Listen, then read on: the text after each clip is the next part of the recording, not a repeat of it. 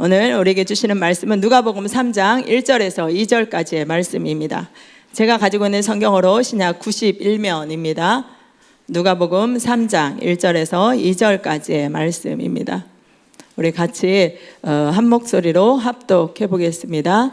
디베료 황제가 통치한 지 15해 곧 본디오 빌라도가 유대의 총독으로 헤롯이 갈릴리의 분봉왕으로 그 동생 빌립이 이두레와 드라고니 지방의 분봉왕으로 누사니아가 아빌렌의 분봉왕으로 안나스와 가야바가 대제사장으로 있을 때에 하나님의 말씀이 빈들에서 사가랴의 아들 요한에게 임한지라. 아멘. 저는 본문 말씀을 가지고 엘리야가 사라진 자리라는 말씀의 제목으로 함께 은혜를 나누기를 원합니다. 이번 주에 우리 또 새로운 대통령이 선출이 되었죠. 예, 어느 때 같으면 지금 굉장히 어때요? 뭔가 분위기도 밝고 막 취임식도 하고 막 여러 행사들이 질비해 있어야 될 텐데 나라 안팎이 워낙 급박하게 돌아가는 시점인지라 그러지 못한 것 같습니다.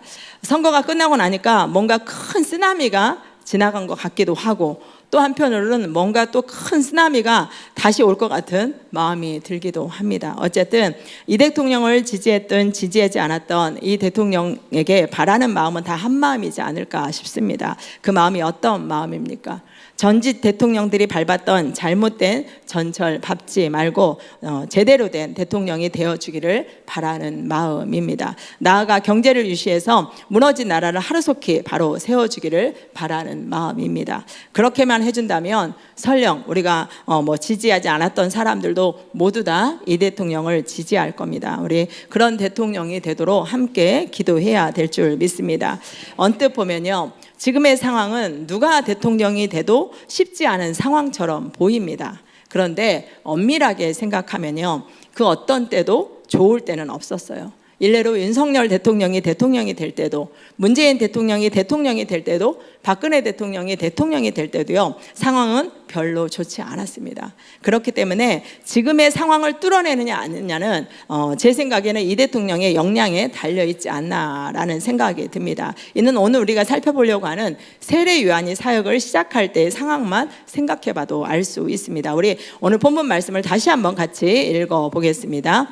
디베료 황제가 통치한 지 15해 곧 본디오 빌라도가 유대인의 총독으로 헤롯이 갈릴리의 분봉왕으로 그 동생 빌립이 이두레와 드라고니 지방의 분봉왕으로 누사니아가 아빌렌의 분봉왕으로. 아멘. 무슨 왕이 엄청나게 많고 먼 도시도 엄청나게 많이 나오죠. 이 말씀을 이해하기 위해서는요, 그 당시 이스라엘의 복잡한 정치 구조를 이해해야 됩니다. 그 당시 이스라엘은 어때요? 로마의 속국이었죠. 그때 로마의 황제가 누구라고 얘기합니까? 우리 말씀 보여주면요, 디베료 황제라고 얘기를 합니다. 디베료 황제가 이스라엘을 이스라엘을 다스릴 때 자치적인 총독을 두고 다스렸습니다. 그때 세운 총독이 누구라고 얘기해요? 우리들이 잘 알고 있는 본디오 빌라도입니다. 그리고 그 디베료 로마 황제가 한 사람에게 너무 많은 힘을 주면 위험할 수 있잖아요. 그래서 유대를 4개로 나누어서 분봉왕을 두어서 다스렸습니다. 분봉이라는 것은 4분의 1만 다스리는 왕이다 라는 의미입니다. 이렇듯 정치적으로 상황이 굉장히 복잡 미묘했습니다. 안타까운 것은 정치적인 상황만 복잡한 것이 아니었다라는 거예요. 종교적인 상황도 마찬가지입니다. 2절 말씀 한번 보면요, 뭐라고 나옵니까? 안나스와 가야바가 대제사장으로 있을 때라고 얘기를 합니다. 뭐예요? 대제사장이 어떻게 돼요? 2명입니다. 자, 우리 신명기나 그동안 쭉 말씀을 좀 들은 상식을 좀 생각해 보면 대제사장은 어때요? 어떤 경우에도 1명이어야 됩니다. 그런데 그 당시 여러 정치적인 이유로 인해서 대제사장이 2명이 된 겁니다. 사실 안나스는요, 로마인들에 의해서, 로마의 총독의 황제에 의해서 이미 파직이 된 사람입니다. 이것부터가 아이러니해요. 제사장은 누가 세울 수 있어요? 하나님이고 정통적인 세상에서 관여할 수 있는 부분들이 아니죠. 그런데 그 당시 안나스를 대제사장을 누가 파기시켜요? 노마의 황제가 파기시킵니다. 그런데 그럼에도 불구하고요, 또 웃긴 게 여전히 안나스가 어떻게 해요? 힘을 가지고 자기 사위를 대제사장으로 세워서 실질적인 영향력을 행사하고 있는 겁니다. 그래서 가야바는 안나스의 사위입니다. 그러니까 그 안에서 얼마나 많은 비리와 문제들이 있었겠습니까? 사실 이는요, 한두 해만의 문제가 아닙니다. 어쩌면 말라기서 이후에 계속해서 되어지는 모습이었는지 모릅니다. 그로 인해서 어떻게 보면 정치보다는 종교가 더 심각하게 오염이 되어 있을 수도 있는 상황입니다. 이처럼 정치는 그렇다 치더라도 종교까지도 사람들에게 어떤 소망도 주지 못하는 절망적인 상황이었습니다. 이렇게 소망이라고는 전혀 찾아볼 수 없는 절망적인 상황에 누가 혜성처럼 등장합니까? 2절 말씀을 보면 세례 요한이 등장을 합니다. 우리가 이후에 살펴보면 알겠지만 그렇게 등장한 세례 요한을 통해서 그 당시에 있는 모든 정치적인 기류, 종교적인 기류가 싹 바뀌기 시작합니다. 오늘 우리가 살펴보려고 하는 누가복음 3장은요, 이렇게 혜성처럼 등장한 세례 요한이 감당했던 사역에 대한 말씀입니다. 이 안에 영적인 메시지가 많이 담겨 있습니다. 그래서 이번 주와 다음 주로 나누어서 세례 요한이 감당했던 사역과 삶을 통해서 주시는 영적인 교훈을 살펴보려고 합니다. 이번 주에 한 가지, 다음 주에 한 가지 살펴보겠습니다. 이번 주에 우리가 살펴볼 세례 요한의 삶과 사역을 통해서 주시는 영적 교훈 한 가지는 바로 이겁니다. 우리 같이 한번 읽어보겠습니다. 세례 요한의 삶과 사역의 영적 교훈. 세례 요한처럼 엘리야의 사역을 이어갈 준비된 하나님의 사람들이 필요합니다. 이에 하나님은 그 사람을 찾고 계십니다. 아멘. 그래서 세례 요한처럼 엘리야의 사역을 이어갈 준비된 하나님의 사람이 필요하다라는 겁니다. 그리고 하나님은 그 사람을 찾고 계시다라는 거예요. 이 말을 이해하기 위해서는 우리가 먼저는 세례 요한이 누군지를 알아야 됩니다. 그것을 알아야 그가 왜 엘리야의 사역을 이어갈 자인지를 알게 됩니다. 나아가서 그가 어떻게 그 사역을 감당했는지를 알아야 됩니다. 하나하나 제가 차근차근 설명해 드리겠습니다. 먼저 세례 요한에 대해서 살펴보겠습니다. 여러분, 세례 요한이 누구입니까? 자, 여러분들이 알고 있는 상식을 한번 가동해 보세요. 세례 요한이 누구죠? 세례 요한. 사가랴의 아들입니다. 또요, 엄마는 누구예요? 엘리사벳입니다. 자, 그러면 또 그 엘리사벳은 누구하고 연결이 됩니까? 마리아하고 연결이 됩니다. 그렇죠? 그래서 엘리사벳과 마리아가 어떻게 해요? 친족이에요. 그러니까 세례 요한과 예수님은 어떤 관계가 돼요? 사촌 관계가 됩니다. 그렇죠? 그러니까 세례 요한은 예수님보다 6개월 먼저 태어나게 되죠. 여기까지는요, 어때요? 인간적으로만 바라보는 세례 요한입니다.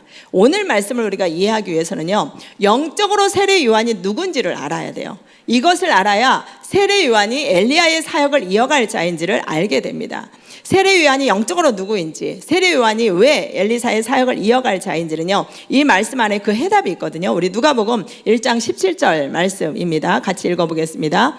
그가 또 엘리야의 심령과 능력으로 주 앞에 먼저 와서 아버지의 마음을 자식에게 거스르는 자를 의인의 슬기에 돌아오게 하고 주를 위하여 세운 백성을 준비하리라. 아멘. 이 말씀이 어떤 말씀이에요? 천사가 아기를 낳지 못하는 사가랴 제사장에 찾아와서 아기를 낳게 될 것이라는 소식과 함께서 이 아이가 장차 어떤 아이가 될 것이다 라고 하는 말씀 중에 하나입니다.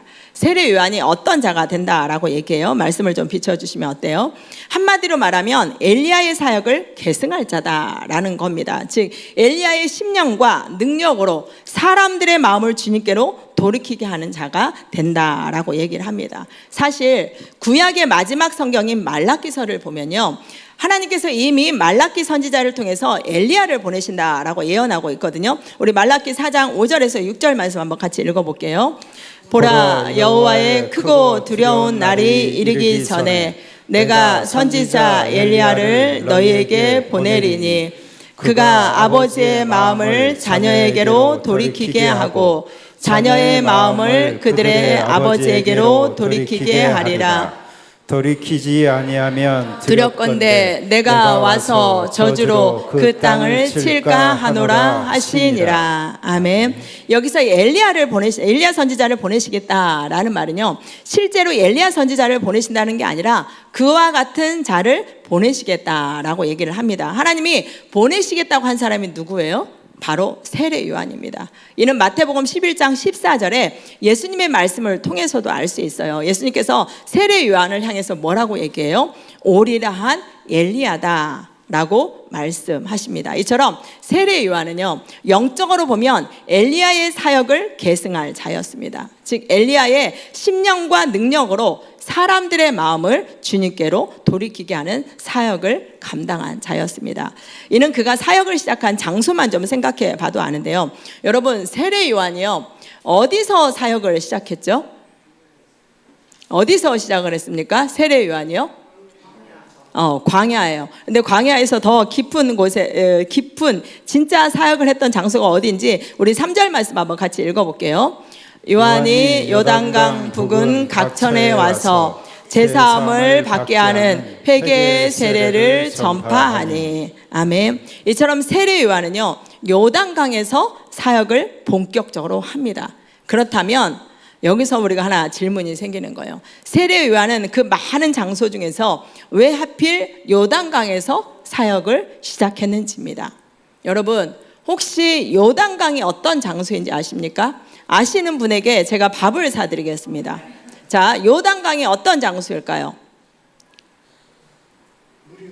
물이 흐르는 곳. 맞아요, 물이 흐르는 곳이에요. 자, 요단강, 강이니까 물.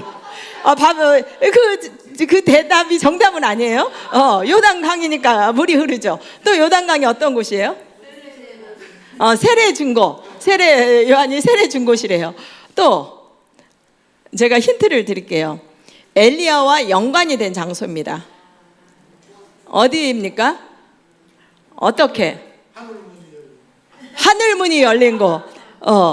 약간 비슷했죠. 자, 우리 한번 봅시다. 이 장소가 어떤 장소인지 열왕기하 2장 6절 상반절 말씀 함께 읽어보겠습니다.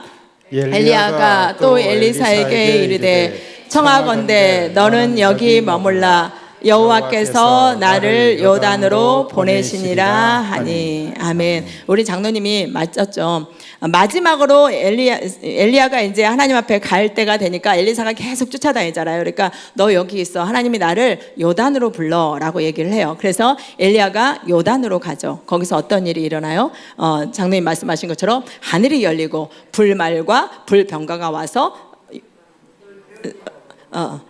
엘리야를 데리고 올라갑니다. 그곳이 바로 요단강입니다. 마지막으로 엘리야를 부르신 곳이 요단강이에요.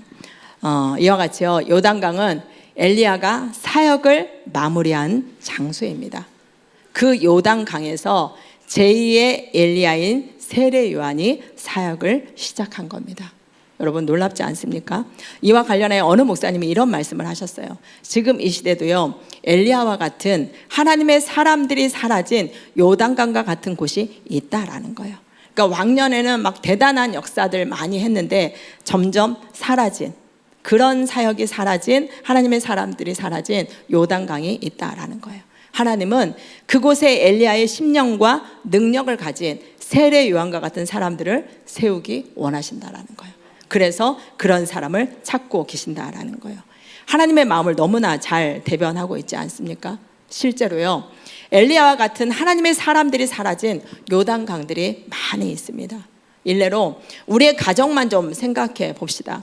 저는 이 사진을 볼 때마다 굉장히 좀 은혜가 됩니다. 1세대 이 부모님들의 신앙에 제가 고개가 숙여져요. 그렇죠? 아기를 키워 보신 분들은요, 아기를 업고 마룻바닥에 앉아서 이렇게 기도하는 것이 얼마나 힘든 일인지를 압니다. 지금은 이렇게 기도하라고 하면 다들 어떡하죠? 다음 주에 좋은 교회로 옮길 겁니다. 이런 영성이 사라진 지가 굉장히 오래됐습니다. 제가 이전 교회에서 젊은 부부들을 담당하지 않았습니까? 새짐교회도요, 건물을 지은 지가 되게 오래됐어요. 교육과는 거의 제가 그 교회를 간 지 25년 됐는데 그때도 심각했어요. 교육과는 다 이렇게 스라브여가지고 뭐 스라 아무튼 뭐 이런 거였어요. 그래서 들어갔을 때 제가 이게 교회야? 이단을 들어가는 줄 알았거든요. 그런 교회가 지금까지도 거기를 교육관으로 쓰고 있어요. 그러니까 물론 우리가 안에는 다 리모델링하고 최고로 했어요. 그러다 보니까 유치부실을 비롯해서 어떻게 해요? 교육관이 아주 열악해요. 특별히 우리가 위에 뭐 유년부실, 초등부실은 이제 제가 사역을 하면서 이제 부흥이 돼서 교육관을 열어줬거든요. 더 얻어줬기 때문에 리모델링 다 해서 괜찮은데 유치부실은 예전부터 있었던 그 장소를 유치부실로 써요. 그러니까 어떻게 보면 제일 그래서 비가 많이 오면 새요. 막 샘이 넘쳐가지고 뭐 물이 빠지는 그런 곳이 있는데 이렇게 그게 고장이 나가지고 발칵 뒤집혀서 비가 오는 날이다. 비가 많이 온다. 그러면 담당 사역자는 새벽에도 몇 번이도 계속 가봐야 돼요. 그렇지 않으면 홍수가 나요. 이제 그러다 보니까요, 다들 이제 마음이 좀 힘들어요. 심지어 이제 아이들을 데리고 있는 우리 태바 교구 같은 경우는 맨날 자기들끼리 제 앞에서는 말을 못하고 진짜 교회 옮기고 싶어 이야기를 많이 해요. 우리가 공교롭게도 어제 교육관 얘기가 나왔잖아요. 제가 이 말씀은 여러분들 오해하지 마세요. 저는 언제 설교가 끝났죠? 토요일 날 새벽에 설교가 끝났는데 어제 정확하게 이 문제가 우리 안에 대두됐잖아요. 그래서 제가 너무 놀랐어요. 근데 여러분 잊지 마세요. 저는 최고의 자리를 여러분들한테 드릴 거예요. 우리들 아이들한테. 그래서 지금 목양실을 뺄 것인지 구역자를 뺄 건지를 오늘 최종 장로님들하고 회의를 할 겁니다. 그래서 저는 잊지 마세요. 가장 좋은 장소가 우리 아이들이 되어야 돼요. 정말 그거를 잊지 마셔야 돼요. 아무리 이 장소가 좋아도 아니요. 그거는 예배실이 먼저입니다. 그거에 대한 정확함이 있어야 됩니다. 그래서 지금 오늘 회의하면서 목양실을 뺄 건지 교역자를 뺄 건지 더 넓은 공간을 빼서 절로 옮기고 새로 다 성전 다시 할 겁니다. 그 시즌이 우리에게 좀 온 것 같습니다. 어쨌든 뭐 이제 중심은 이거예요. 그러니까 오해하지 말고 들으시라는 거예요. 하필이면 이 설교가 이렇게 딱 맞아 떨어져 가지고 진짜 괜히 우리 마음이 더 불편. 아니요. 제 중심은 그거 아니에요. 그러니까 이제 이거는 하나의 사례를 얘기해요. 제가 그분들의 이야기를 들으면서 10분 이해를 하면서도 한쪽 마음이 참 씁쓸했어요. 사실 유치부실이요 좋아요. 뭐 매트도 다 깔아져 있고요. 잘 해놨어요. 제가 그분을 보면서 좀 마음이 좀 씁쓸했는데요. 이러면 안 되잖아요. 옛날에는 나 때는 이런 말 자꾸 하면 어떻게 돼요? 꼰대 돼요. 그렇죠? 그래서 그런 말 하지 않아야 되는데 제가 살짝 해보면 예전에는 어땠어요? 우리 더 열악했죠. 그럼에도 불구하고 그런 것들이 문제가 되지 않았습니다. 더더욱 어때요? 그런 것들 때문에 교회를 못 나오겠다? 생각한 적 없습니다. 물론 시대가 바뀌었어요. 그러니까 교회 흐름도 어떻게 해요? 바뀌어야 돼요. 그럼에도 불구하고 우리 가정이요. 제가 말하고 싶은 건 그거예요. 저는 정말 제가 교육을 오래 한 이유가 있습니다. 제가 오늘도 부모 교육부터 다시 시작을 해야 되겠구나. 우리가 작다고 나중에 사람이 모아지면 뭐 이렇게 했던 거 다 미루고 시작해야 되겠다 해서 사실 부모 교육부터 다시 해야 되겠다라는 생각이 사실 들었는데요. 시대가 바뀌었지만 우리가 어떻게 해요? 더 알아야 되는 거는 어느 순간 엘리야가 사라진 요단강이 우리 가정이 되고 있다라는 거예요. 우리 이 부분에 대해서 좀 깊이 생각해 볼 필요가 있어요. 이거는 가정만을 말하지 않아요. 우리의 직장이요. 예전에는 직장마다요 신우회가 넘쳐났거든요. 여러분 그렇잖아요. 제가 저희 남편하고 만난 게 신우회예요. 그 신우회를 없애고 싶었겠죠, 우리 신랑이. 신우회를 제가 처음 이렇게 만들고 그렇게 해서 사람을 세우고 이랬어요. 그 직장마다 다 신우회가 있었고요. 어떻게든 삶의 자리 안에서 그런 하나님의 사람들이 있었어요. 그랬잖아요. 교회도요. 어때요? 거라상 같은 분들이 있었잖아요. 그런데 지금은 저는 사실 한국교회도 바라보면서 정말 좋은 목사님은 많이 계세요. 정말 좋은 목사님이시거든요. 이 시대에 맞는 목사님들이 참 많으신데 그래도 그 1세대 엘리야와 같은 그런 분들은 없어요. 그런 분을 딱 얘기하려면 정말 이 시대에 맞는 목사님이시고 물론 그런 시대에 또 엘리야와 같은 목사님이셨겠지만 어쨌거나 지금요 우리의 직장들, 사업장들, 학교 안에요 우리들의 삶의 자리 안에 엘리야의 어떤 하나님을 향한 그 열정, 그 심령 그 능력이 사라진 요단강이 되어가고 있다라는 거예요. 우리가 이 부분에 대해서요 깊이 생각해 볼 필요가 있어요. 여러분, 엘리야가 어떤 사람입니까? 열왕기상 19장 10절에 보면요, 스스로의 고백을 향해서도 알 수 있듯이 하나님을 향한 열심이요 유별난 사람이었어요. 그래서 하나님 시키지 않았어요. 그런데 자기가 어떻게 해요? 바알과 아세라를 섬기는 제사장 850명과 당당하게 싸울 정도였어요. 심지어 자신의 목숨줄을 잡고 있는 아합을 향해서도 거침없이 회개를 선포할 정도였어요. 엘리야는 이렇게 단순하게 이런 열정, 이런 심령만 가진 자가 아니었습니다. 능력도 대단했죠. 우리가 잘 알고 있는 것처럼 자신의 말이 없으면 수년 동안 비도 이슬도 이 땅에 내리지 않겠다 하니까 어떻게 해요? 3년 6개월 동안 비도 이슬도 그 땅에 그쳤어요. 그리고 다시 비가 올 것이다 라고 얘기하니까 3년 6개월 동안 이슬조차 그쳤던 그 땅에 비가 폭포수같이 내려옵니다. 이렇게 강력했던 심령과 능력을 가지고 엘리야는 하나님을 위한 일에 거침이 없었습니다. 이는 제2의 엘리야인 세례요한도 마찬가지입니다. 일례로 헤롯 왕이 자신의 형의 아내와 결혼을 하죠. 이는 율법을 어기는 행동이었습니다. 그럼에도 그 당시 종교 지도자들은 그 누구도 이 부분을 책망하지 못했어요. 왜요? 보복이 두려웠기 때문에 그래요. 그런데 세례 요한은 어떻습니까? 거침이 없습니다.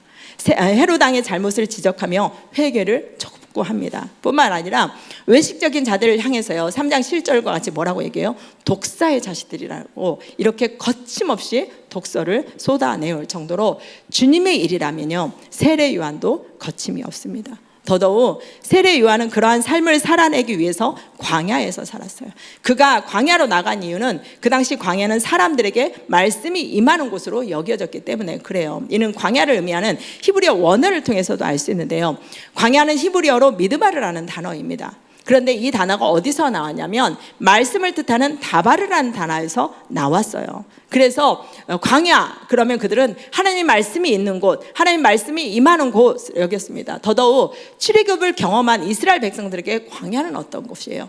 불구덩이가 있고 구름 기둥이 있는 하나님의 임재가 있는 강력한 장소가 광야입니다. 그래서 그 당시에 정치도 종교도 다 오염이 되자 하나님의 말씀대로 살려고 하는 자들이요 하나둘씩 광야로 나갔습니다. 그로 인해서 그런 자들이 함께 사는 공동체가 세워질 정도였어요. 우리가 한 번 정도 들어봤던 쿰남 공동체가 그런 공동체 중에 하나였습니다. 그럼에도 광야는 어떤 곳이에요? 아무것도 없는 곳이에요. 나아가 뜨거운 햇빛과 추위와 배고픔이 있는 곳입니다. 이는 세례 요한이 광야에서 어떻게 살았는지를 생각해 보면 아는데, 우리 마태복음 3장 4절 말씀 한번 같이 읽어보겠습니다. 이 요한은 낙타털 옷을 입고 허리에 가죽띠를 띠고 음식은 메뚜기와 석청이었더라. 아멘. 그가 낙타 털옷을 입은 이유는 뭐예요? 광야의 특성 때문에 그래요. 광야는 낮에는 덥고 밤에는 춥잖아요. 그런데 낙타털이요 거칠고 두껍지만 보온성과 내구성이 뛰어나서 광야 생활에 아주 적합했다라고 얘기합니다. 그가 메뚜기와 석청을 먹었던 것도 그것들이 광야에서 구할 수 있는 유일한 음식이었기 때문입니다. 여러분, 세례 요한이 누구예요? 제사장 가문의 아들이에요. 거기다가 평생 동안 아기를 원했는데 갖지 못하다가 하나님의 기적적인 방법으로 얻은 아들이에요. 늦둥이 나신 우리 고미자 집사님, 우리 늦둥이가 어떠해요? 그냥 땅에 발에 닿도 예전에, 지금 얘기하지 말고 예전에 태어났을 때 어땠어요? 발에 땅이 닿는 것조차도 아까웠잖아요.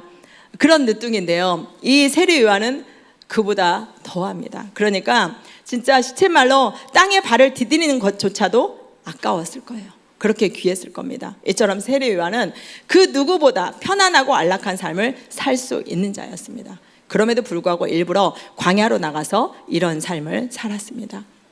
이러한 세례 요한의 삶에 대해서 성경학자들은 이렇게도 얘기를 해요. 세례 요한이 엘리야의 사역을 이어갈 자신의 정체성을 드러내기 위해서 그런 옷을 입고 그런 차림을 했다라고 얘기를 합니다. 이것은 무슨 말이냐면 엘리야의 모습을 우리가 생각해 보면 알아요. 여러분들 엘리야의 모습이 어땠는지 아세요?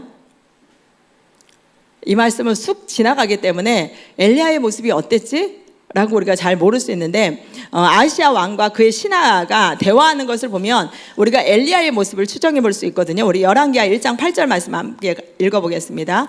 그들이 그에게 대답하되 그는 털이 많은 사람인데 허리에 가죽띠를 띠었더이다 하니 왕이 이르되 그는 디셉 사람 엘리야로다. 아멘. 신하가 엘리야에 대해서 어떻게 모습에 대해서 묘사합니까? 털이 많고 허리에 가죽띠를 띠었다. 그러니까 그 아시아 왕이 뭐예요? 아, 디셉 사람 엘리야구나 라고 얘기한 것처럼요.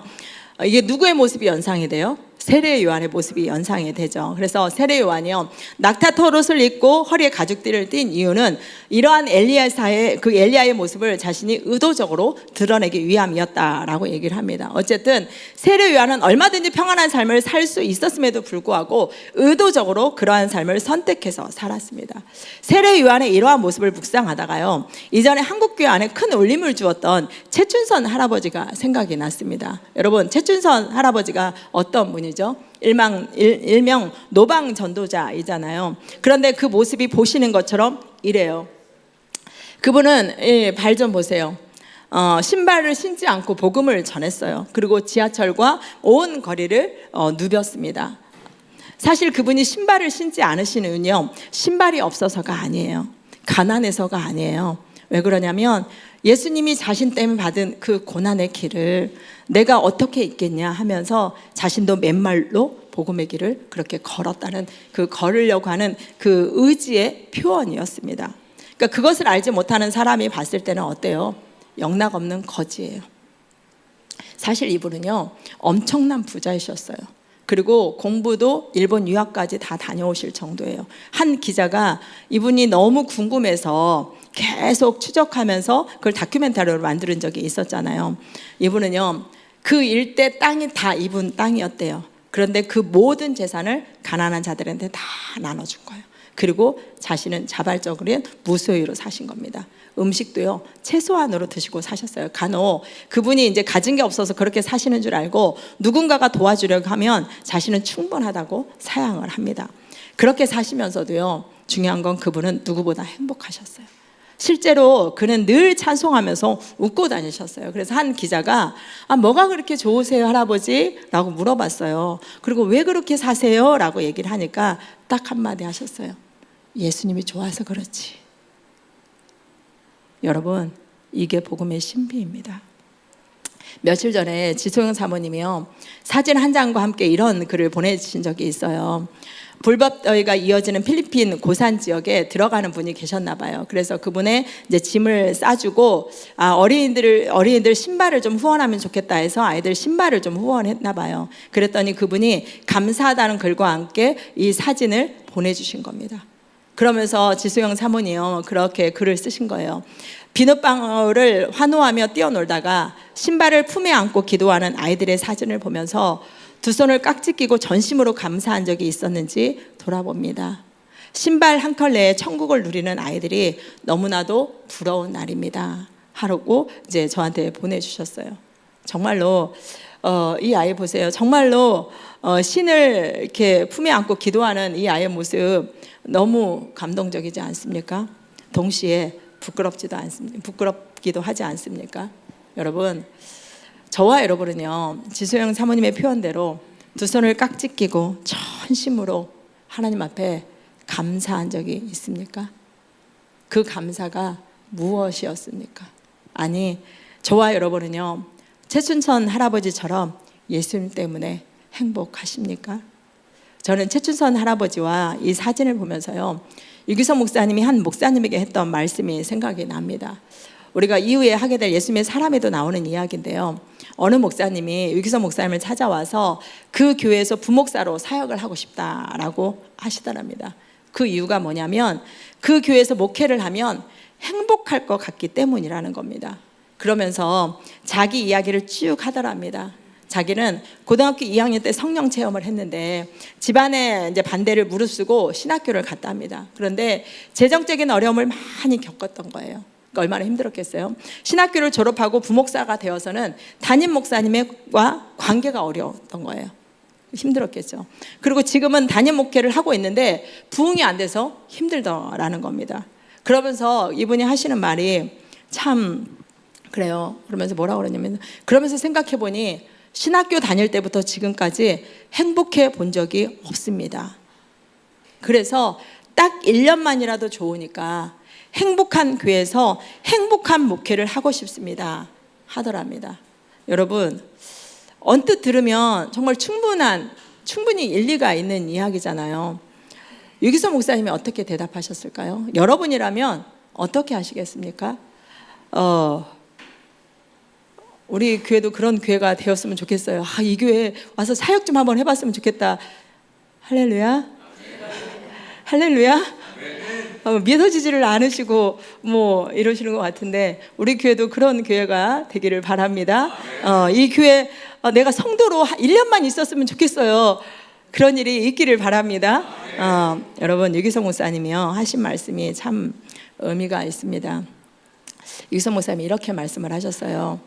하나님의 사람도 예수님도 행복하게 해주지 못한다면 누가, 그리고 어떤 교회가 목사님을 행복하게 해주겠습니까?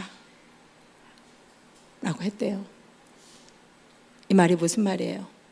예수님으로 행복하지 못한 사람은요, 그 어떤 환경과 사람으로도 절대 행복할 수 없다라는 거예요. 이 말을 듣고 그 목사님이 너무 많은 깨달음을 갖고 기쁨으로 돌아가셨다라고 얘기해요. 유기성 목사님이 이렇게 말씀하신 이유가 무엇입니까? 여러분, 우리가 어떤 존재예요? 하나님의 형상으로 만들어진 존재입니다. 하나님이 어떤 분이세요? 말씀 한마디로 이 우주 만물을 다 만드신 분이에요. 그렇기 때문에 하나님은 이 우주 만물보다 더 크신 분이세요. 하나님의 형상으로 만들어졌다라는 건 우리가 그런 사이즈라는 거예요. 하나님의 그 크심이 우리 안에 있다라는 거예요. 그렇기 때문에 그 무엇으로도 만족이 되지 못한다라는 거예요. 일례로 얼마 전에 샤넬이 또 가격을 올려서요, 우리는 샤넬이 올렸는지 내렸는지 관심도 없잖아요. 근데 기사를 보니까 샤넬이 또 가격을 올렸대요. 그래서 일부 품목이 1,600만 원을 돌파했대요, 백 하나가. 그러면서 살 사람만 사세요라고 했다라는 거예요. 여러분, 그런 샤넬백을 가지면 만족이 될까요? 언뜻 이해가 되지 않으면 그렇게 한번 생각해 보세요. 이 넓은 우주 공간 안에 샤넬백이 덩그러니 놓여 있어요. 채워집니까? 결코 채워지지 않아요. 그런데 우주 만물보다 더 크신 하나님이 우리 안에 들어오시면 어떻게 해요? 꽉 채워져요. 그래서 저처럼 제가 들고 다니는 가방이 어떤 가방이냐, 저희 딸이 이제 사이가 사서 저번에 보냈거든요. 이 가방 이제 담임 목사 됐으니까 하라고. 중요한 건 저는 무거운 걸 안 들어요. 제 몸도 무겁기 때문에. 그래서 이제 사이가 올 때 되면 제가 한두 주는 좀 들고 다녀야 되지 않을까라는 살짝 생각을 하는데, 제가 들고 다니는 가방이 뭐냐면, 예수님의 사람 세미나를 갔는데 무료로 나눠준 에코백이 있는데 너무 좋은 거예요. 가볍고. 심지어 빨았었어요. 제가 버릴까 하더니 빨아서 써도 되겠다. 빨아서 써요. 여러분, 그걸 들어도요 행복한 거예요. 이처럼 하나님이 없으면 1,600만 원짜리 샤넬백을 가져도요 진정한 행복을 누리지 못하는 반면에, 하나님으로 가득 채워지면요 세미나 때 무료로 나눠진 에코백을 들어도 행복하다라는 것입니다. 물론 1,600만 원짜리 우리가 안 들어봐서 잘 모르겠지만 1,600만 원짜리 샤넬백을 가진 사람도 행복할 거예요. 그런데 그 사람의 행복과 저의 행복의 차이가 뭘까요? 그 사람은요, 그 사람의 행복은 저 더 좋은 샤넬백이 나오는 순간 깨집니다. 그렇죠? 우리가 맨 처음에 24평 아파트만 가도 행복하잖아요. 야, 내 집이 생겼어 했어요. 그런데 옆집이 보니까 화장실이 둘이에요. 그러니까 어떻게 해요? 빨리 절로 가야 되는데, 이렇게 되잖아요. 차를 살 때만 해도 되게 좋았죠. 우리 준일이 차만 있어도 되게, 너 화장실 가려고 내가 못 가게 하는 거야. 딱 걸렸어요. 딱 나가려고 하다가 준일이, 이건 절묘한 타임이에요. 그렇죠? 준일이 차 생겼으니까 얼마나 좋았어요. 그렇죠? 그래도 지금은 어떻게 해요? 더 좋은 차가 있었으면 좋겠다. 외제차가 있었으면 좋겠다. 이제 갔다 와도 돼요. 이렇게 그러니까 샤넬백이 나오는 순간 깨질 수 있는 행복이에요. 그런데 반면에 제 행복은 어때요? 그 무엇으로도 깨지지 않는 행복입니다. 사랑하는 여러분, 무엇이 있고 없고 때문이 아니라요, 예수님 때문에 행복하십니까? 예수님이 너무 좋아서, 이거는 근데 이렇게 했을 때 우리 남편분들은 아멘을 해야 되는데, 다시 해볼게요. 무엇이 있고 없고 때문이 아니라 예수님 때문에 행복하십니까? 우리 와이프들이 아멘이라고 해야 돼요. 그렇죠? 그래야 더 이상 뭘 요구하지 않아요. 여러분, 예수님이 너무 좋아서 그냥 찬양이 나오고 예수님이 너무 좋아서 그냥 웃음이 나옵니까? 어쩌면요, 우리가 이러한 기쁨과 감사를 잃어버려서 우리 삶의 자리가 엘리야가 사라진 요단강이 되어가고 있는 것은 아닌지 돌아봐야 될 줄 믿습니다. 이는 세례 요한이요, 자기에 대해서 증언하는 모습을 통해서도 알 수 있죠. 당시 세례 요한은 시체말로요, 이렇게 표현할 수 있죠. 정말 센세이션을 일으키는 자였습니다. 그도 그럴 것이요, 그가 그렇게 독설을 쏟아붓는데도 불구하고 사람들이 어떻게 해요? 만약 제가요 세례 요한처럼 독설을 쏟아붓는다면, 아니요, 독설은 고사하고 제가 하고 싶은 말을 다 하면 어떻게 될까요? 저 혼자 예배 드려야 되겠죠. 교회 문은 닫아야 되겠죠. 그런데 세례 요한은 어때요? 그렇게 독설을 쏟아붓는데도 불구하고 그가 전하는 메시지를 듣고요, 사람들이 회개하고 돌이켜요. 그러니까 영적인 권위가 흘러나온 거죠. 그러다 보니까 사람들 중에는 세례 요한을 향해서 자신들이 그토록 기다리던 메시아구나, 메시아가 오셨구나 라고 생각하는 자들이 있었어요. 그러니까 분위기가 이렇게 흘러가다 보니까 유대인들이요, 제사장과 랍비들을요 세례 요한에게 보내요. 그래서 저 사람이 누군지, 저 사람이 메시아인지 좀 알아보라고 보냅니다. 그래서 보낸 자들이 와서 요한에게 단도직입적으로 얘기해요. 너 그리스도야? 라고 물어봐요. 이때 요한이 뭐라고 얘기합니까? 요한복음 1장 20절 보니까 아니, 단호하게 얘기해요. 나는 그리스도가 아니야. 뭐 여기까지는 우리가 그럴 수 있죠. 근데 아니라고 했으면요 돌아가야 정상이잖아요. 그런데 유대인들이요 계속해서 세례 요한의 정체에 대해서 물어봐요. 뭐라고 물어보냐면, 야, 너 엘리야야? 너 선지자야? 하고 물어봐요. 만약 여러분들이요 세례 요한이라면 뭐라고 대답하실 것 같습니까? 세례 요한은요 엘리야의 선지자의 사역을 계승할 자잖아요. 그렇기 때문에 이렇게 질문하면 보통 어떻게 대답할 수 있습니까? 언뜻 이해가 되지 않으면 이렇게 생각해 봅시다. 자, 교회에서 대청소를 해요. 자신은 청소를 거의 마무리할 때 살짝 와서 걸레 하나밖에 빤 게 없어요. 그런데 우리 장로님들 중에 한 분이요, 아유, 우리 성도님들 청소하시느라고 수고하셨다면서 밥을 사세요. 이 대목은 우리 장로님들이 이렇게 깊이 들으셔야 되는, 자, 우리 장로님들 5분이 깊이 들으셔야 되는 거예요. 교회 청소를 했어요. 근데 우리 장로님들이 너무 감동이 되는 거예요. 우리 성도님들에게 뭔가 밥을 사줘야 되지 않겠어? 라고 하면서 우리 갑시다 라고 얘기를 해요. 그리고 이제 장로님이요 그분에게, 자신에게도 걸레 하나밖에 한 게 없는데, 아유, 집사님 수고하셨죠? 우리 같이 가요 라고 얘기해요. 그러면 여러분 어떻게 해요? 우리 성도님들은 워낙 올고 나서 나 걸레밖에 빤 거 없어, 나는 그 자리 못 가. 우리 성도님들은 그런 성향이시잖아요. 그런데 다른 교회에 있는 분들은 어때요? 아무렇지 않게 따라가죠. 심지어 어떻게 해요? 제일 앞장서서 가요. 그래서 제일로 비싼 메뉴를 딱 하니 시켜요. 여러분 그럴 수 있어요, 없어요? 있죠. 마찬가지예요. 사람들이요 세례 요한에게 엘리야야? 너 선지자야? 라고 물으면 그냥 적당히 뭐 그래 이렇게 대답할 수 있잖아요. 사실 영적으로 보면 세례 요한이 엘리야의 사역을 계승할 자잖아요. 그러니까 그렇게 말해도 전혀 문제 없잖아요. 그런데 세례 요한은 어떻게 대답하죠? 요한복음 1장 21절 말씀 한번 같이 읽어보겠습니다. 또 묻되 그러면 누구냐? 내가 엘리야냐? 이르되 나는 아니라. 또 묻되 내가 그 선지자냐? 대답하되 아니라. 아멘. 이처럼 단호하게요 아니라고 대답해요. 아니라고 대답하는 것을 넘어서요 자신을 어떻게까지 비유를 하냐면 27절 말씀을 보면 자신은 예수님의 신발끈을 맺는 것도 감당할 수 없는 자다라고 얘기를 해요. 예수님 시대에는 사람들이 샌들을 신고 다녔어요. 그래서 그 샌들끈을 메고 푸는 것은 그 집에서 서열이 가장 낮은 하인의 몫이었어요. 이처럼 세례 요한은 예수님과의 관계에서 자신을 가장 낮은 하인보다도 못한 위치에 두었습니다. 그뿐만이 아니에요. 23절에 보면 자신의 역할을 뭐라고 얘기하냐면 주님의 오심을 준비하라고 광야에서 외치는 소리에 불과하다라고 얘기합니다. 여러분 소리는 어때요? 외치고 나면 끝이에요. 형체도 모양도 알 수 없어요. 실제로 세례 요한은 어떻게 해요? 자신이 규정한 대로 그렇게 살다가 갑니다. 예수님이 본격적으로 사역을 시작하자 자신이 외치던 그 소리와 함께 형장의 이슬로 사라져 버립니다. 여러분 인생에서 어려운 것 중에 하나가 뭔지 아세요? 그건 바로 자기 객관화예요. 제가 어제 리더분들에게도 그런 얘기 했잖아요. 리더가 자기 객관화가 좀 잘 돼야 되는 부분들이 있어요. 사실 자기 객관화가 참 어려워요. 그래서 소크라테스가 뭐라고 얘기를 했어요? 너 자신을 알라. 오직하면 그 말이 굉장히 우리가 봤을 때는 뭐 이 말이 이렇게 센세이션을 일으켜? 라고 할 수 있는데 이 말이 소크라테스의 모든 철학과 사상을 다 담는 말이 되잖아요.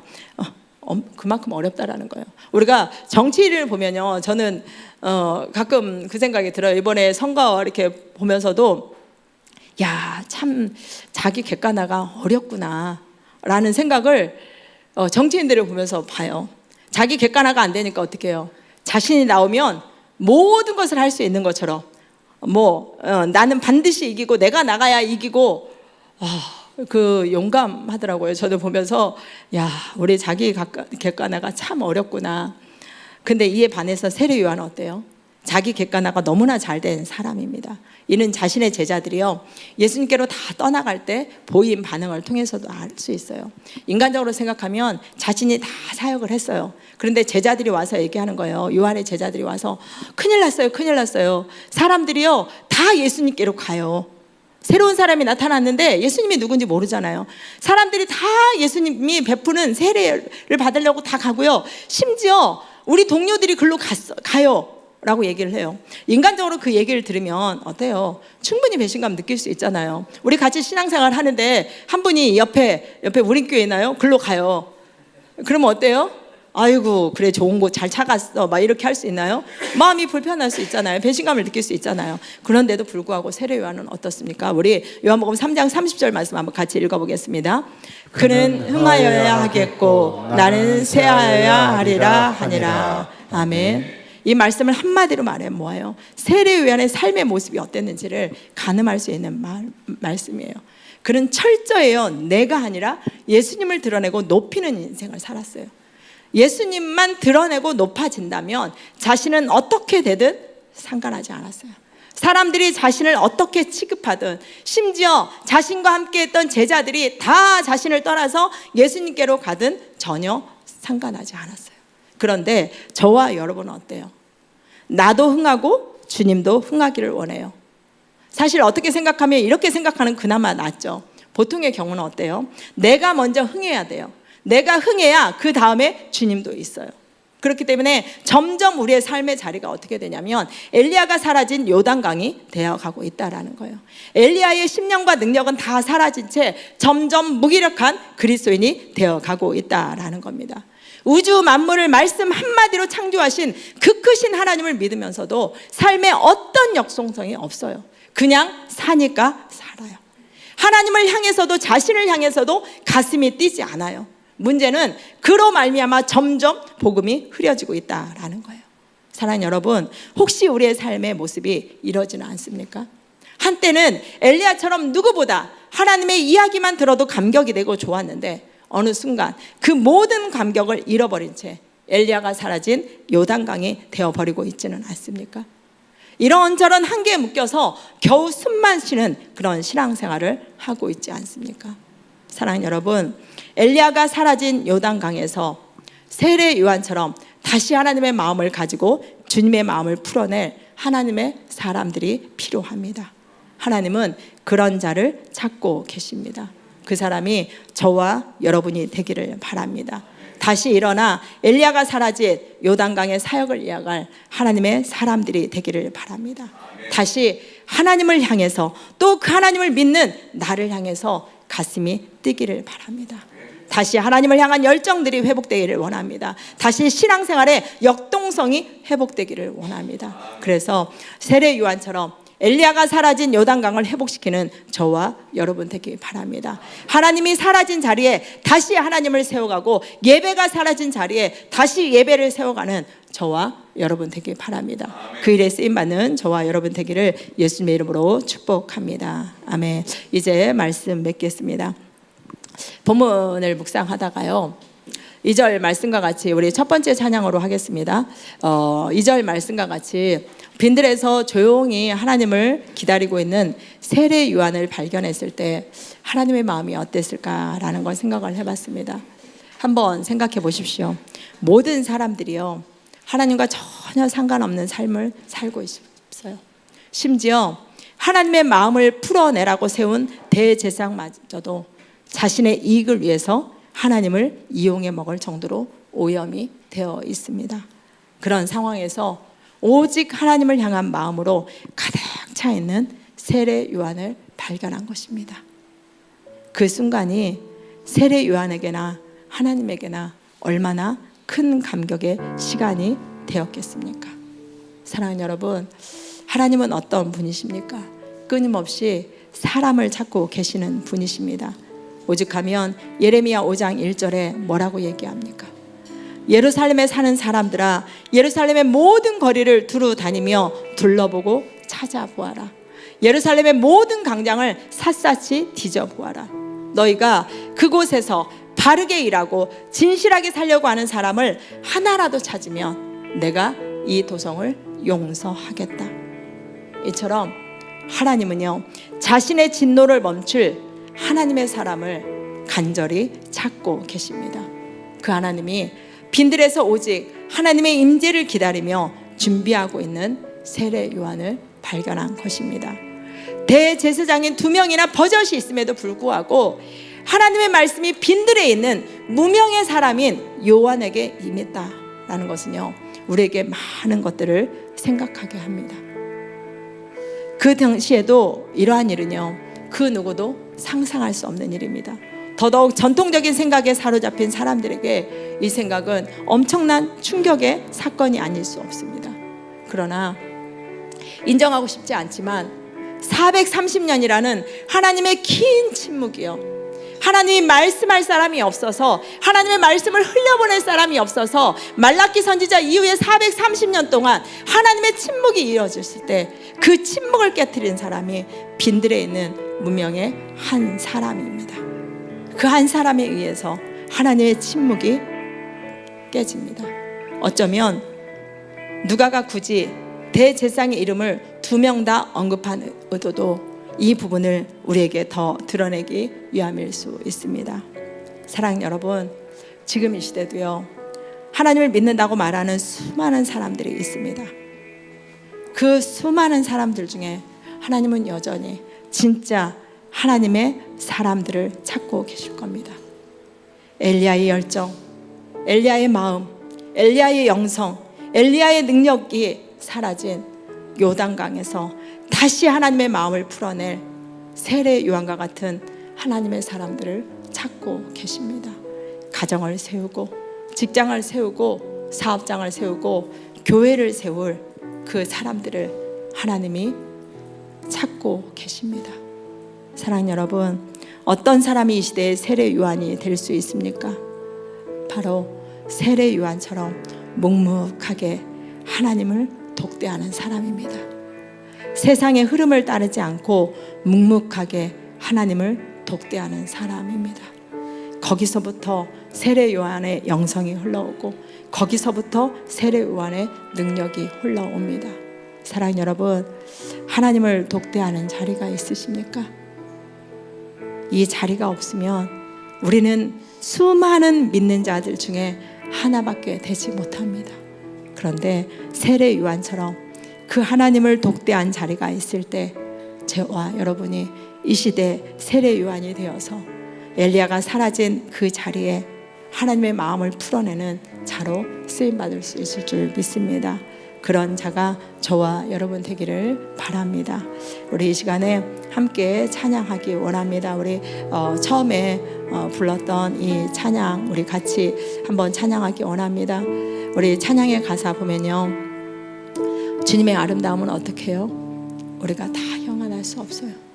주님의 그 놀라우심도 우리가 다 표현할 수 없어요. 누가 그 하나님의 지혜를 깨달을 수 있고 누가 하나님의 사랑을 측량할 수 있겠습니까?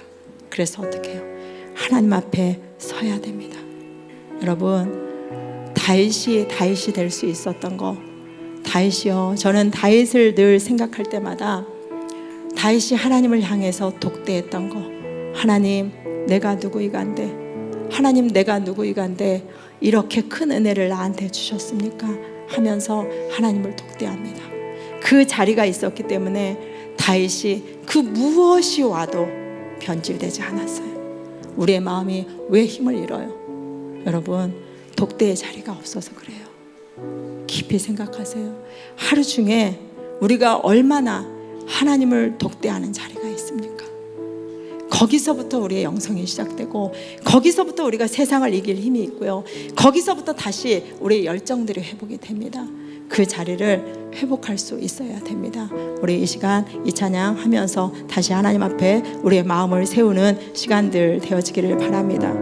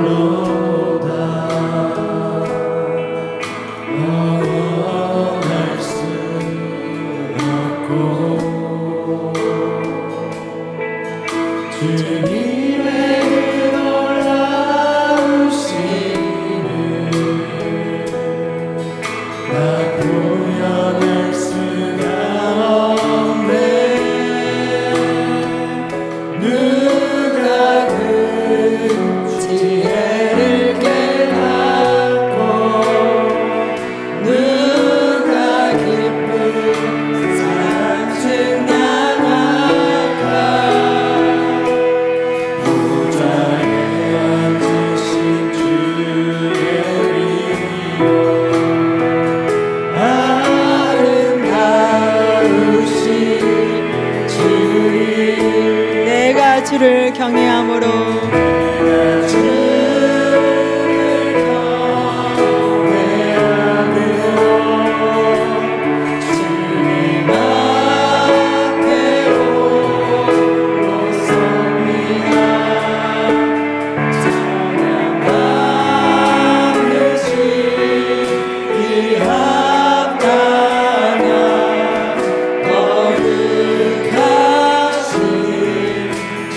다시 고백합니다. 주의 아름다움은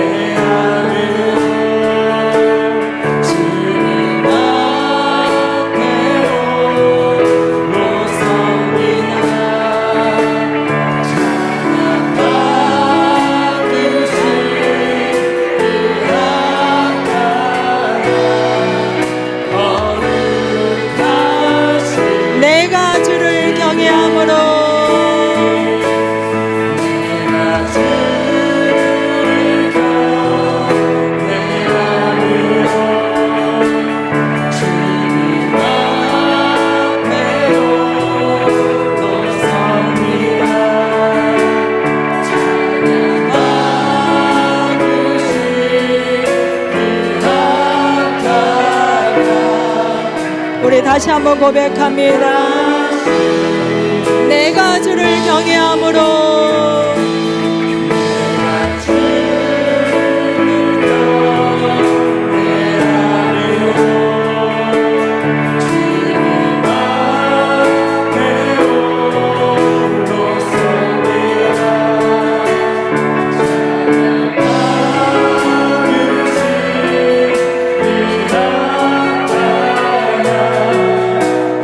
마지막으로 한 번 더 고백합니다. 내가 주를 경외함으로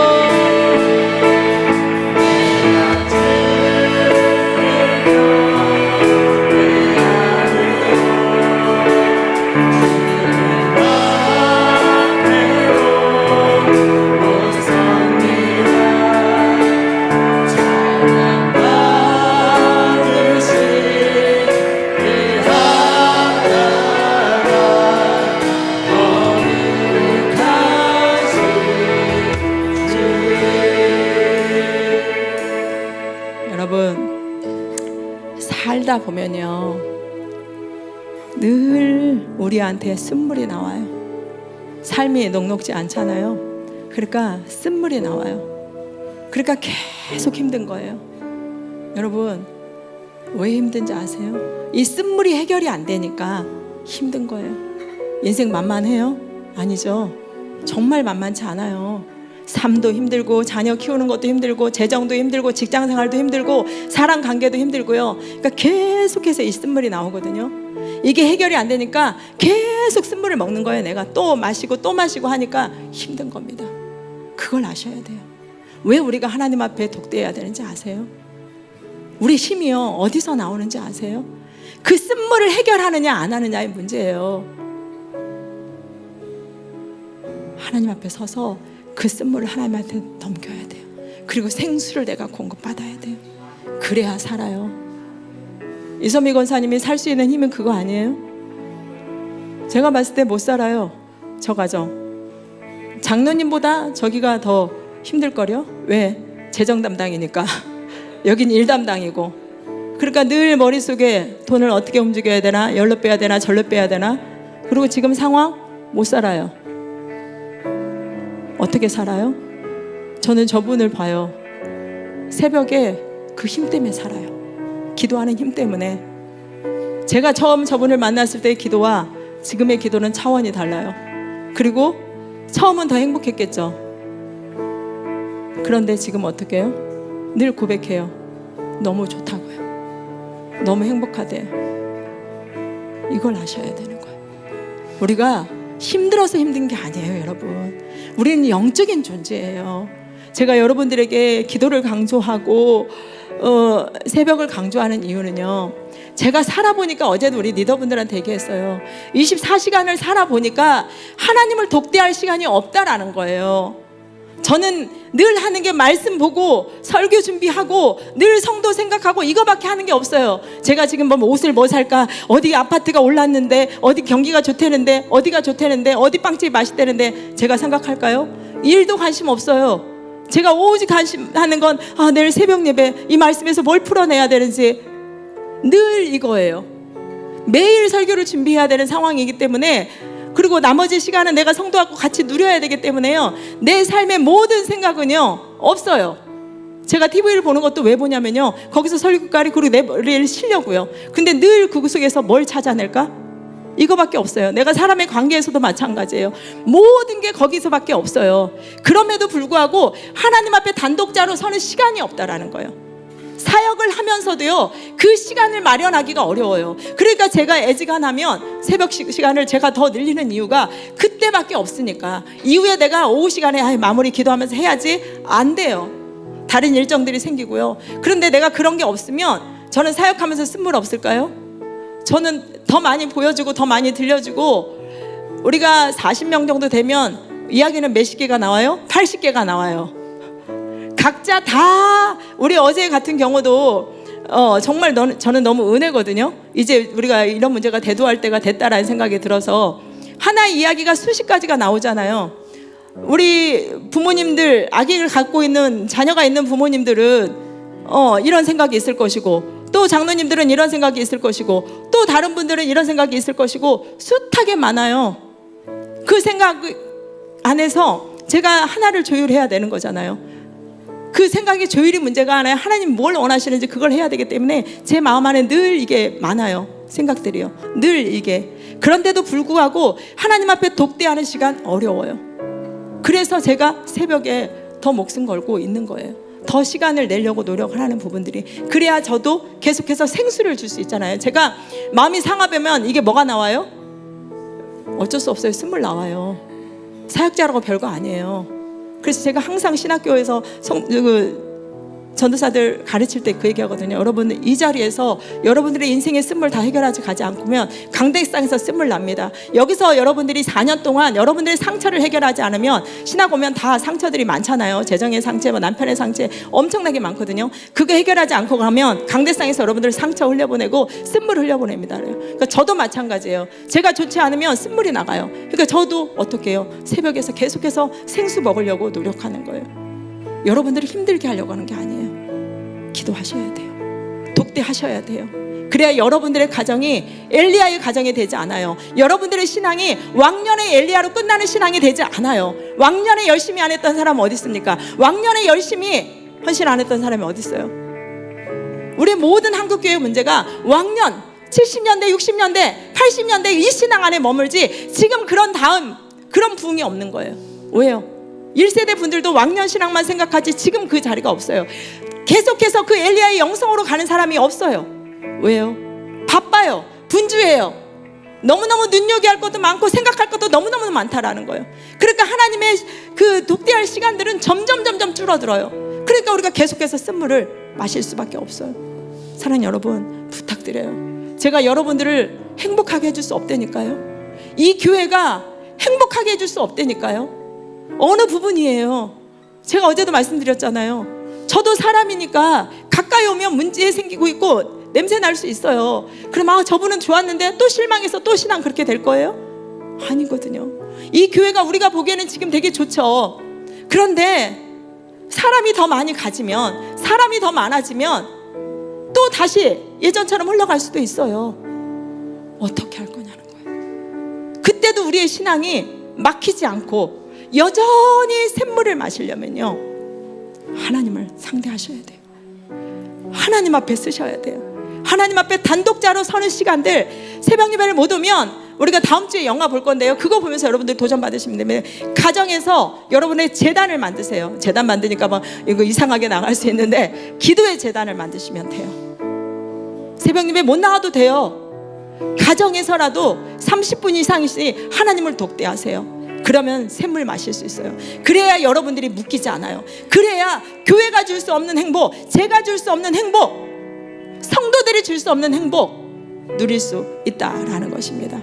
우리 이 시간에 함께 기도할 때요, 하나님, 제가 더 하나님을 독대하기 원합니다. 나의 문제가 내가 상황이 어려워서 교회가 이래서 뭐가 문제가 아니라 하나님을 독대하는 힘을 내가 잃어버렸습니다. 하나님 앞에 더 기도하는 힘을 잃어버렸습니다. 하나님, 다시 기도가 회복되게 하시고 하나님과 독대할 수 있도록 인도하셔서 내 쓴물이 하나님 앞에 가고 다시 하나님의 생수를 마실 수 있는 우리들 될 수 있도록, 그래서 우리가 과거의 엘리야만 자랑하지 않게 하시고 현재 엘리야가 되게 하시고 현재의 세례 요한이 될 수 있도록 도와달라고, 우리가 가는 모든 곳에 다시 한번 엘리야의 심령과 능력들이 회복되어지는 그런 장소로 우리가 쓰임받을 수 있도록 도와달라고 말씀 생각하시면서, 회개하실 분들은 회개하시고 또 결단하실 분들은 결단하시면서 우리 주여 한번 부르고 통성으로 기도하며 나아가겠습니다. 주여, 하나님 감사합니다. 하나님 감사합니다. 이 시간도 하나님 귀한 말씀으로 우리를 도전해 주시니 감사합니다. 우리가 하나님 엘리야의 영성을 잃어버리고 엘리야의 열정과 엘리야의 심성과 하나님 엘리야의 심령과 능력을 잃어버린 채 우리가 신앙생활하고 있다라면, 혹시라도 하나님 그것들이 내가 하나님을 독대하는 힘을 잃어버려서, 하나님을 기도하는 힘을 잃어버려서 하나님 세상의 쓴물을 그대로 마시고 있는 것은 아닌지 돌아볼 수 있는 우리들 될 수 있기를 원합니다. 하나님 앞에 독대할 수 있는 힘을 하나님 허락하여 주시옵소서. 하나님 앞에 독대할 수 있는 하나님 그 자리를 하나님 받을 수 있도록 하나님 도와주시옵소서. 하나님 깨닫는 은혜가 있게 하시옵소서. 하나님 깨닫는 은혜가 있게 하시옵소서.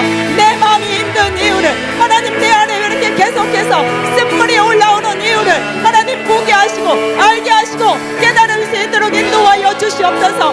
하나님, 엘리야가 다 사라진 요단강들을 회복시킬 그 하나님의 사람들을 하나님이 지금도 찾으십니다.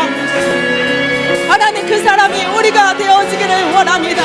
하나님, 우리가 그 사람이 되어지기를 원합니다. 가정에 다시 엘리야를 회복하게 하시고 우리의 직장과 사업장에 하나님, 우리 교회 안에 하나님 엘리야의 영성과 엘리야의 능력이 다시 회복되어지는 그런 은혜가 있어질 수 있도록 하나님 인도하여 주시옵소서. 우리가 그런 자 되기 원합니다. 우리가 그런 자 되기를 원합니다.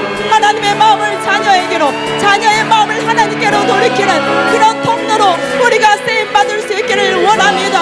하나님 도와주시옵소서. 하나님 도와주시옵소서. 우리의 힘으로 안 됩니다. 우리의 힘으로 안 됩니다.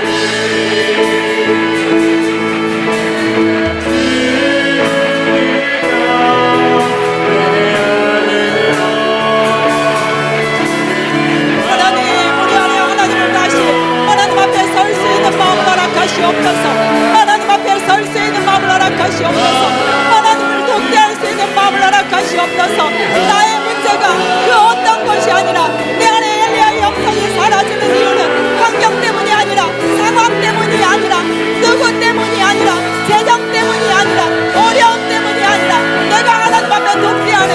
힘을 잃어버려서 그런 것을 깨닫게 하셔서 다시 우리 안에 하나님을 돕게 하는 힘을 허락하여 주시옵소서.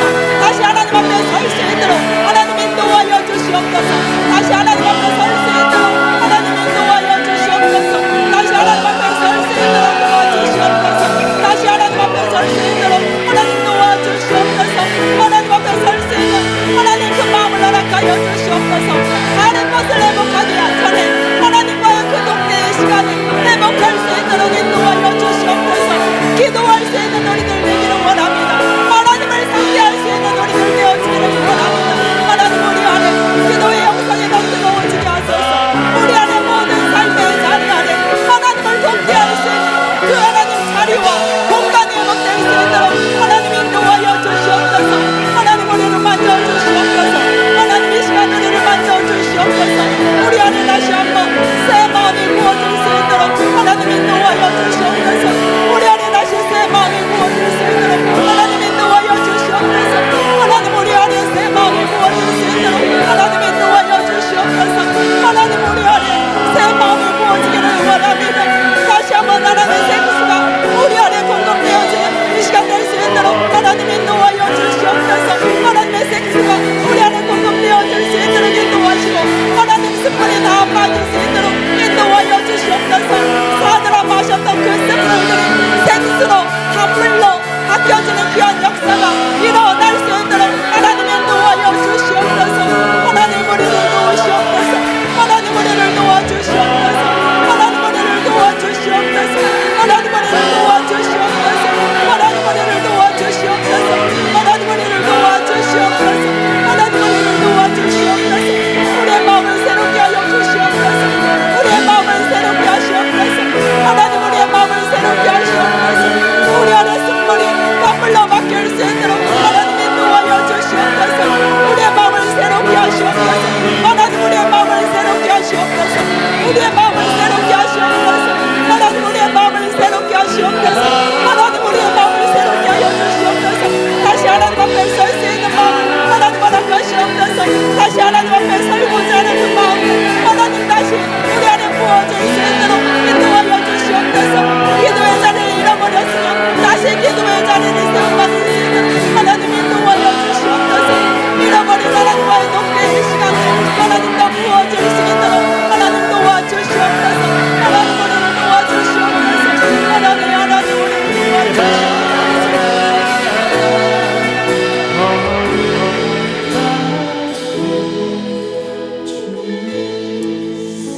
하나님 이 시간 귀한 말씀으로 다시 우리를 도전해 주시니 감사합니다. 하나님 엘리야가 사라진 요단강들이 우리의 모든 삶의 자리에 있습니다. 하나님 또 내가 그런 자입니다. 하나님 다시 회복의 은혜가 있어질 수 있도록 인도하여 주시옵소서. 하나님 그 무엇이 아니라 우리가 예수님 때문에 행복했고 예수님 때문에 기뻤고 예수님 때문에 웃을 수 있는 그 시간이 있었습니다. 그런데 어느 순간 이것 때문에 힘들고 저것 때문에 힘들고 이래서 안 되고 저래서 마음이 불편하고 이 마음으로 가득 차 있습니다. 하나님 어디서부터 잘못됐는지 볼 수 있는 우리들 되기를 원합니다. 하나님과의 독대의 시간이 없기에 우리 안에 계속해서 세상으로부터 오는 쓴물들 마시고 있습니다. 그래서 기쁨도 잃어버리고 하나님을 예배하는 섬기는 기쁨도 잃어버리고 마음이 불편한 그런 신앙생활을 우리가 하고 있습니다. 하나님 다시 하나님 앞에 서게 하시옵소서. 그래서 생수 마실 수 있도록 도와주시옵소서. 나도 살고 내 주변도 살리는 자 되게 하여 주시옵소서. 내가 살고 내 자녀를 살리는 자 될 수 있게 하여 주시옵소서. 내가 살아서 하나님 엘리야가 사라진 그 요단강을 다시 회복시키는 그런 통로 될 수 있도록 인도하여 주시옵소서. 우리 안에 기도가 회복되어야 됩니다. 기도할 수 있는 마음 부어 주시옵소서. 기도할 수 있는 체력 주시옵소서.